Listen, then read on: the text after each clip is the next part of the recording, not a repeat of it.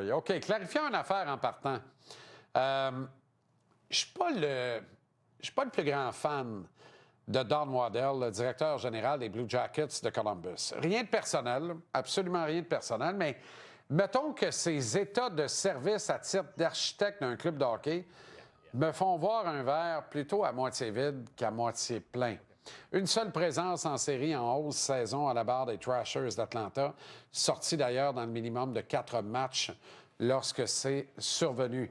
Des séries à chaque printemps entre 2018 et 2024 en Caroline, mais des défaites sans aucune victoire en finale d'association notamment. Autrement dit, il n'est pas parvenu à trouver ce qui manquait à son club pour passer au niveau suivant à chacune des occasions d'ailleurs. Cette année, à Columbus, son équipe en mission, suite au décès tragique de Johnny Hockey, a raté les séries par 2 maigres points derrière le Canadien, ce qui fait que les clubs de Waddell ont participé aux éliminatoires à seulement 7 reprises en 18 bilans. Toutefois, tout n'est pas tout noir avec ce directeur général qui provient davantage de la vieille école. Son mode de gestion transparent, un brin gambler, me plaît beaucoup.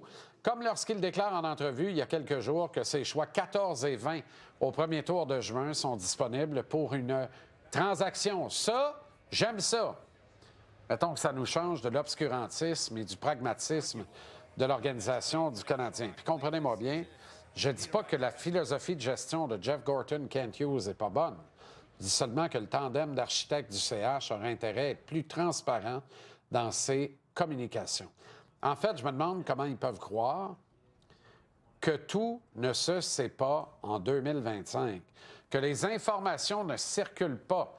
Je présume les dirigeants montréalais étonnés, perplexes lorsqu'une info sensible au sujet des décisions de l'organisation devient publique sans qu'ils ne l'aient annoncé eux-mêmes. Or, plutôt que de s'en offusquer, ils devraient prendre acte et être plus ouverts à communiquer certaines informations. Don Waddell sait très bien qu'en rendant disponibles ses 2 choix de premier tour, la nouvelle va couler publiquement via un informateur hockey averti. En le disant ouvertement, il contrôle le message, il annonce ses couleurs. Moi, je verrais très bien le Canadien prendre ce type de virage et faire pareil. Pourquoi ne pas révéler publiquement une partie de la stratégie? Ne demande pas de publier la liste des meilleurs espoirs de l'organisation en ordre de 1 à 100 en vue de l'encan. Mais pourquoi ne pas dire haut et fort que les choix 16 et 17 sont disponibles? Pourquoi ne pas ajouter que les résultats inspirants de l'équipe cette saison ont fait dévier légèrement le grand plan? Que désormais, Gorton et Kent Hughes recherchent des solutions durables qui, à court terme, vont permettre à l'équipe de passer à l'étape suivante dans un an, soit entrer en série avant le 81e match du calendrier régulier et tenter d'atteindre le 2e tour. C'est pas trop demandé. Hey, le fun qu'on aurait, évidemment, je rêve. La philosophie de gestion du Canadien est tellement profonde qu'elle en est endoctrinée. Rien ne doit transpirer. Nous régnons au royaume du haut et du bas du corps. Misère. On dirait ma mère qui tentait de cacher les cadeaux de Noël dans le garde-robe de sa chambre en 84. Rendu là, on est bien petit dans l'équation. Sauf lorsque vient le temps de porter notre jugement quant aux résultats de l'équipe. Des résultats significatifs en 24-25, un constat inspirant pour la suite des choses. Le tricolore peut et doit viser plus haut lors de la prochaine campagne. Et une excellente façon d'y arriver sera d'échanger les choix 16 et 17 dans un mois. La course à Gavin McKenna en juin 2026 est déjà bien lancée pour 4-5 équipes du circuit minimum.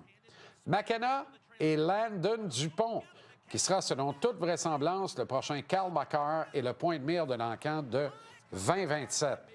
On peut présumer que San Jose, Chicago, mais aussi Pittsburgh et les Islanders pourraient être au cœur de la chaude lutte au dernier rang du classement final 25-26.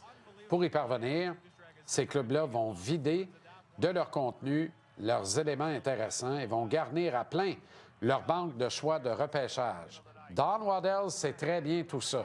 Les autres DG de la Ligue le savent très bien. Tous les observateurs hockey d'Amérique le savent très bien.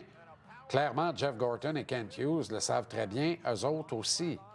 Mais alors, pourquoi ils le disent pas?